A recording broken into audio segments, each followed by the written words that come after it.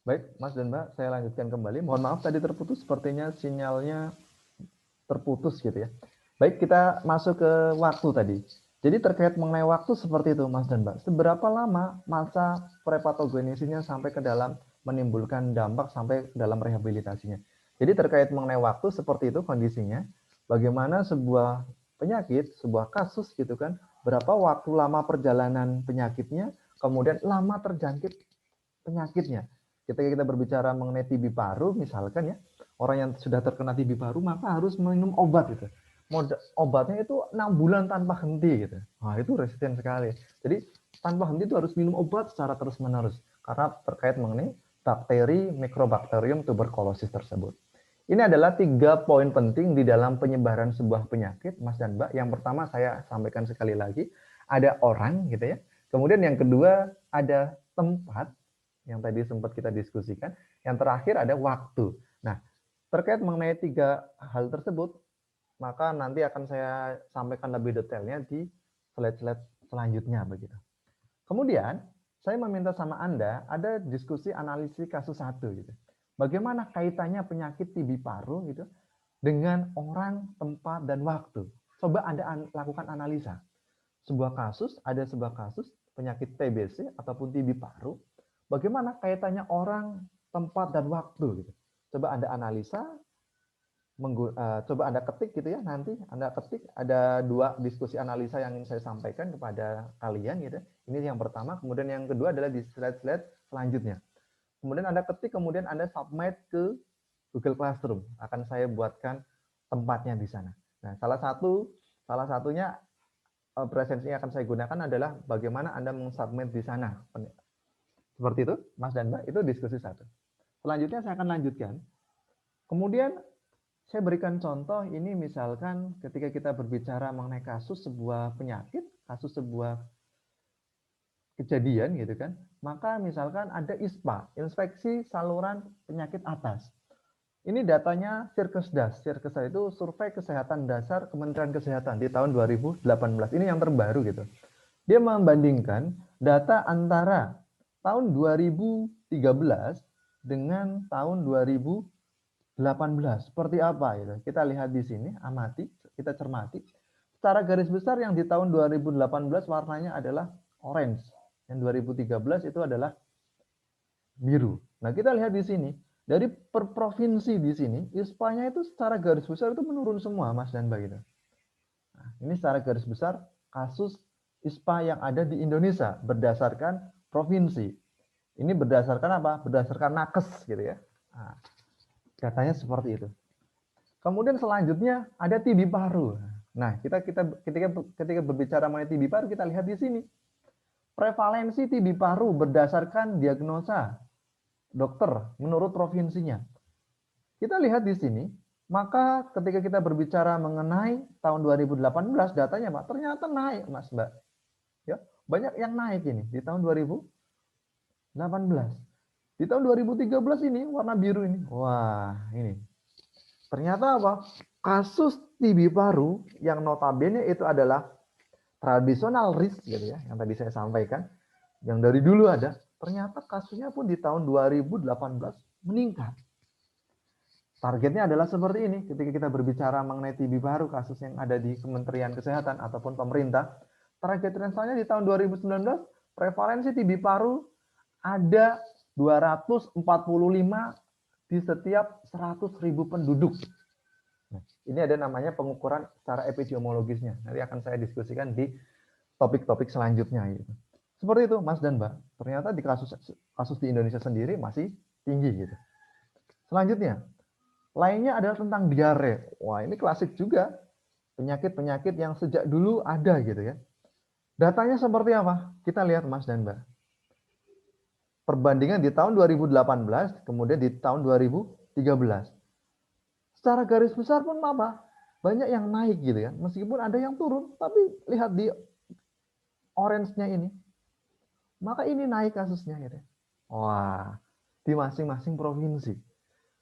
Berarti kita bercermin pada kondisi seperti ini, Mas dan Mbak, terkait mengenai sanitasi yang ada di wilayah ataupun di lingkungan masyarakat kita tuh masih apa? Masih kurang. terkait mengenai air bersih, terkait mengenai BAB, itu adalah komponennya. Masih banyak terjadi terkait mengenai demam berdarah di tahun 2018 ketika kita bandingkan. Selanjutnya kita lihat lagi. Ternyata lebih spesifik lagi, prevalensi diare pada balita di sini. Maka kita lihat secara garis besar kita menurun, tapi kasusnya ya masih banyak, masih tinggi di sini, Mas Mbak. Sebarannya seperti ini, terkait mengenai kasus diare pada balita. Termasuk kita harus melakukan pendidikan, edukasi tersebut. Selanjutnya, kita lihat lagi, terkait mengenai kasus penyakit lainnya, yaitu diagnosanya seperti ini. Ini sama ya. Nah, selanjutnya kita akan melihat terkait mengenai penyakit, terkait mengenai perilaku benar dalam buang air besar. Ini survei Sirkesdas, survei kesehatan dasar di dalam Kementerian Kesehatan. Jadi di sini kita lihat surveinya, perilaku benar dalam buang air besar ataupun BAB. Kita lihat di sini ada perbandingan yang menarik di tahun 2007, 2013 dan 2018. Maka kita lihat di sini, oh ternyata semakin meningkat gitu ya. Oh, di dalam tahun 2007 itu cakupannya sekitar 55% sampai sini. Di tahun 2013 itu naik juga gitu kan. Perilakunya meningkat gitu kan. Di tahun 2018 itu meningkat juga di sini. Yang orange ini, masing-masing provinsi gitu. Kita lihat di sini yang paling rendah terkait mengenai perilaku yang baik gitu kan dalam BAB provinsi-provinsi sini ternyata Mas Dan. Bagaimana ketika kita berbicara mengenai DIY gitu kan, Jogja ternyata sudah tinggi gitu kan, Jakarta gitu, salah satunya adalah itu data Sirkesdas gitu kan, survei kesehatan dasar Kementerian Kesehatan. Kemudian selanjutnya tentang penanganan tinja balita. Nah, jadi misalkan ada ibu-ibu, ada emak-emak gitu kan, ketika ada anaknya itu BAB gitu kan, bagaimana penanganannya gitu. Kita lihat di surveinya di sini, ada yang menggunakan jamban, itu ada 40% itu. Kita lihat sendiri bahwasanya orang BAB gitu, ada anak-anak, ibu-ibu menangani pada anaknya itu baru 40% di perkotaan. Di perdesaan gitu kan kita lihat ada 34%. Ya. Masih rendah juga ternyata Mas dan Mbak ya. Nah, penanganan BAB-nya gitu ya. Ini menggunakan jamban. Kemudian dibuang ke jamban. Nah, ini dibuang ke jamban adalah seperti ini. Ditanam ke dalam tanah. Masih banyak juga ketika kita berbicara mengenai hal ini, misalkan biasanya diuruk gitu kan, pakai cangkul gitu. Kemudian dibuang sembarangan. Nah, ini biasanya yang banyak sekali menjadi faktor lalat dan lain sebagainya ya. Misalkan dibuang ke pekarangan, ke sawah dan lain sebagainya. Dibersihkan di sembarang tempat gitu. Cakupannya adalah seperti ini. Ini secara garis besar gambaran bagaimana survei kesehatan dasar terhadap sanitasi berbasis masyarakat, warga masyarakat di daerah ataupun di pedesaan, perkotaan itu seperti apa gambarannya. Selanjutnya, proporsi cara penanganan tinja balita di rumah tangga. Ini tadi yang saya sampaikan secara garis besarnya. Kita lihat, maka kita kategorikan ada 37,8%, yaitu mengenai dibersihkan di sembarang tempat, gini ya. Kemudian menggunakan jamban, kemudian kita lihat di sini diagramnya yang orange itu dibuang ke jamban ada 20%. Ini secara garis besar data yang terbaru berdasarkan survei kesehatan dasar Kementerian Kesehatan. Kemudian selanjutnya, prevalensi filariasis yang ada di Indonesia menurut provinsi. Kita lihat di tahun 2007 warnanya ada biru. Akan tetapi di tahun 2018 lihat Mas dan Mbak semua, Bapak Ibu semua, maka terjadi peningkatan Mas dan Mbak. Nah, peningkatannya seperti ini. Nah, dari peningkatan di sini dari 2007 menuju ke 2018. Peningkatannya ada sekitar ini. Nah, terjadi peningkatan di sini. Selanjutnya, di dalam epidemiologi itu ada beberapa istilah. Salah satunya ada namanya epidemi, kemudian yang kedua ada pandemi, kemudian yang ketiga ada endemi, Kemudian yang ketiga ada sporadik. Pertanyaannya, apa itu endemi? Pandemi itu seperti apa? Endemi itu bagaimana? Sporadik itu gimana? Kondisi sekarang kita berbicara mengenai pandemi COVID-19. Berarti ketika kita berbicara mengenai COVID, definitif tersebut ataupun lingkup pandemi itu seperti apa? Kita akan diskusikan. Jadi endemi itu apa?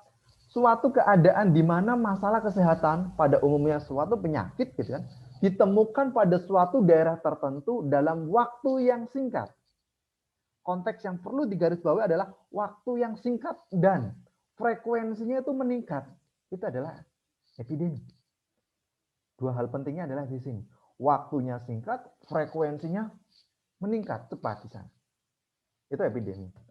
Kemudian pandemi. Nah, ini makanya COVID-19 itu masuk di dalam pandemi. Komponen pentingnya apa? Komponen pentingnya di sini adalah terkait mengenai apa? Penyebarannya sangat luas. Mas dan Mbak semua ya. Penyebarannya sangat luas di sana. Cakupannya luas sekali gitu ya. Jadi bayangkan di dunia saja tuh hampir 200 negara lebih gitu ya. Itu terkena dampak dari COVID penyebaran. Penyebarannya luas sekali gitu. Salah satunya COVID-19 itu. Kemudian endemi gitu ya. Apa itu endemi? Endemi adalah suatu keadaan di mana penyakit berada di wilayah tertentu atau menetap dalam waktu yang lama ataupun ciri khasnya wilayahnya. Contohnya ketika kita berbicara mengenai malaria, salah satu endemisnya ada di Papua. Nah, tempo lalu ya di Jogja, di DIY, sorry bukan Jogja, daerah istimewa Yogyakarta gitu ya. Maka di Kulon Progo pun sama di sana. Itu adalah penyebaran penyakit di provinsi ya. Yang paling banyak adalah di Kulon Progo di sana. Bisa dikategorikan gitu kan, wilayah-wilayahnya di sana terkait mengenai apa? Banyak sekali kasus-kasus malaria di sana. Kemudian sporadis itu apa? Berubah-ubah, frekuensinya berubah-ubah berdasarkan perubahan waktu. Contoh penyakitnya apa? Nah, nanti akan kita diskusikan bersama, termasuk Anda akan menganalisanya di sana, Mas dan Mbak semua. Nah, diskusi kedua terkait mengenai hal ini, ada diminta oleh saya, tolong berikan 3 contoh penyakit terkait mengenai epidemi. Contoh penyakit yang termasuk epidemi itu apa saja, minimal 3, yang termasuk pandemi itu apa saja, minimal 3, yang termasuk endemi itu seperti apa, minimal 3, yang ada di Indonesia. Terus setelah Anda tahu kok bisa terjadi di Indonesia, itu kenapa? Anda analisa, Anda ketik menggunakan Word, Mas dan Mbak semua, kemudian jawabannya diupload di Google Classroom nanti. Ya, ada 2 diskusi kasus yang saya berikan itu. Anda coba lakukan analisa. Jadi setelah Anda menonton video ini, nanti Anda membuat analisa-analisa tersebut. Nah, terakhir, saya ingin memberikan contoh kasus penyebaran malaria, Mas dan Mbak. Contohnya apa? Terkait mengenai kasus penyebaran malaria, saya berikan contoh seperti ini. Ketika kita berbicara mengenai malaria, maka di dunia ada beberapa wilayah yang masuk ke dalam endemis malaria. Contohnya ini, yang warnanya seperti ini, Mas dan Mbak. Termasuk yang ada di Indonesia. Ini ya. Kita lihat legendnya adalah seperti ini. Termasuk di Papua hampir semua itu endemis gitu. Wilayahnya. Risikonya apa? Karena lebih jumlahnya banyak gitu di sana.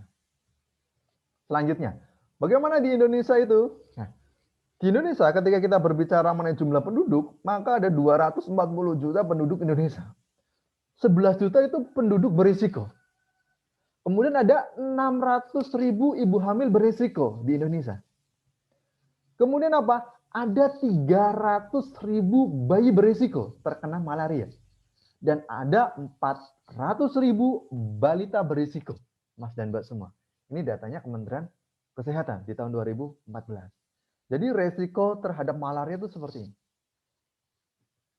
Nah, ini contoh yang ada di Kulon Progo. Di tahun 2013 gitu ya. Nah, di tahun 2013 sampai di tahun 98, maka kasus angka malaria di Kulon Progo itu seperti ini. Pertama kali ditemukan dan kasusnya naik. Ada 4.300 apa 4.400 di sini yang paling tinggi. Di tahun 2003. Nah, di tahun 2003 masih tinggi sekali kasusnya. Kemudian dilakukan penanganannya dan pengendaliannya. Jadi mencoba melakukan eradikasi gitu ya. Kemudian mulai banyak kasusnya turun dan saat ini seperti ini kasusnya. Ada sekitar berapa ini di tahun 2013 ini? Kasusnya seperti ini. Di Kulon Progo. Menurut data Dinas Kesehatan Kulon Progo di tahun 2014, Mas dan Mbak. Nah, kemudian sebarannya yang ada di Indonesia itu berbagai macam jenisnya, Mas dan Mbak, gitu ya. Jadi Anopheles ini, macam spesifikasinya tuh berbeda-beda. Dari mulai 1 sampai 20 gitu ya. Spesifikasi Anopheles itu berbeda-beda di Indonesia. Nah, kalau yang ada di Papua sebagian besar adalah tipe atau spesifikasi jenis 368. 3 gini, Bansokevdi, Anopheles tipe Bansokevdi, kemudian Farauti, dan lain sebagainya. Ini adalah terkait mengenai kasus malaria. Nah, kemudian ini ada model terkait mengenai malaria, kasus yang penyakit malaria, Mas dan Mbak semua. Determinan faktornya. Yang pertama dari mulai malaria infection ke manusianya, kemudian yang kedua ada potensial dari nyamuk tersebut gitu ya. Kalau dari manusia tergantung faktor yang mempengaruhi adalah imunitas, umur gitu kan, status kesehatan, kemudian penggunaan drug juga akan berpengaruh di sana. Kemudian selanjutnya ada terkait mengenai treatment, bagaimana penanganannya, bagaimana migrasinya, bagaimana gendernya, kemudian terkait mengenai pelayanan kesehatan aksesnya itu seperti apa gitu. Itu dari segi manusianya. Kemudian dari segi nyamuknya, dari mulai livestocknya, kemudian temperaturnya, faktor lingkungan ini, tempat ini yang tadi awal saya sampaikan sangat mempengaruhi terhadap kondisi sebuah vektor penyakit dan Mas. Ini sumber yang saya dapatkan gitu kan dari Proptopav 2009. Kemudian gejala malaria 4 poin yang paling besar adalah yang sering dilaksanakan, yang sering ditemukan adalah seperti ini. Demam tinggi, sakit kepala, menggigil gitu kan, berkeringat, termasuk riwayatnya. Jadi ketika Anda ke daerah-daerah tempat-tempat yang berisiko endemis malaria, ketika Anda mengalami hal ini ya, ini patut diwaspadai. Ada obat anti malaria, misalkan Anda berkunjung ke Papua, Anda berkunjung ke Lampung, itu harus mengkonsumsi obat anti malaria dulu ya, untuk jaga-jaga di sana. Nah, kemudian pengobatannya prinsipnya menggunakan seperti ini, Mas dan Mbak. Ketika kita lakukan uji lab, uji klinis di sini ya, kita lakukan uji klinis akan ketemu, oh ternyata ada kandungan ataupun positif terkonfirmasi dari malaria. Kemudian kita lakukan apa? Deteksi dini di sini. Jadi kita melakukan pertolongan pertama, melakukan deteksi dini, sampai ke dalam kita melakukan pengobatan, sampai kita melakukan dari tindakan-tindakan kuratifnya, pengobatan di bawah rumah sakit, dirawat, dikasih obat, dan lain sebagainya. Prinsipnya adalah seperti itu. Kemudian, pengendalian malaria, ini ada konsep dari WHO, sumbernya tahun 2023, ya, yaitu epidemi malaria dan berbagai skenario waktu intervensinya. Ini ada gambar 1 gitu ya. Kemudian ini ada gambar 2 sampai ada gambar 4 gitu. Kita akan lihat di sini adalah waktu, di sini adalah jumlah kasus, waktu, jumlah kasus, waktu, jumlah kasus. Maksudnya apa? Nah, ketika kita berbicara mengenai epidemi, maka kita akan lihat di sana. Bagaimana ketika sebuah kasus malaria itu tidak diintervensi, akan hilang dengan sendirinya. Tapi apa? Akan menimbulkan korban kasus yang banyak sekali. Nah, keterangannya seperti ini, Mas dan Mbak. Figur 1, yang pertama adalah ini. Nah, gambar ini. Nah, 1 ya, ini ya. Di sini, tiba-tiba terjadi ledakan epidemi kasus malaria. Itu akan hilang dengan sendirinya. Ya. Setelah faktor pencetus itu hilang atau berkurang. Nah, misalkan ini akan hilang dengan sendirinya. Kemudian yang kedua, gambar 2. Gambar 2 itu yang ini. Ini ya. Nah, gambar 2 itu apa? Sebuah epidemi yang terlambat mendeteksi dan intervensi yang dibayar itu mahal. Kasus akibat yang ditimbulkan gitu ya, akan menimbulkan akibat yang terlambat di sini, Mas Mbak. Nah, biaya itu mahal di sini. Wah, deteksinya itu terlambat di sana. Contoh kasusnya seperti itu. Kemudian yang ketiga, sebuah epidemi yang terdeteksi dan intervensi akan tetapi dengan beberapa keterlambatan, namun relatif lebih baik dari gambar 2. Nah, ini salah satunya. Kasusnya adalah seperti ini. Dan yang terakhir di gambar 4, ketika kita lihat kesadaran manusianya itu baik, masyarakatnya itu baik, kemudian SDM-nya itu baik, maka kita lihat di sini, jumlah kasusnya itu sangat sedikit. Ini terkait mengenai intervensi, model, distribusinya adalah seperti ini, Mas. Nah, seperti itu ya. Kemudian, ini adalah contoh juga di jurnal, ada sebuah jurnal namanya Jurnal Malaria gitu ya. Ada terjadi outbreak malaria di Cina di tahun 90 sampai 2013 itu. Secara garis besar di sana disampaikan bahwa terjadi 36 KLB selama 23 tahun. 21 dari 36 atau 58% itu terkait mengenai migrasi populasi. Jadi populasinya bermigrasi, masyarakatnya bermigrasi. Sampai kita lihat di sini gitu ya, ada terkait mengenai 7 dari 36 atau 19% itu adalah faktor lingkungan. Ada terkait mengenai faktor lingkungan, ada terkait mengenai faktor dari vektor dan host nyamuknya dan manusianya di sana.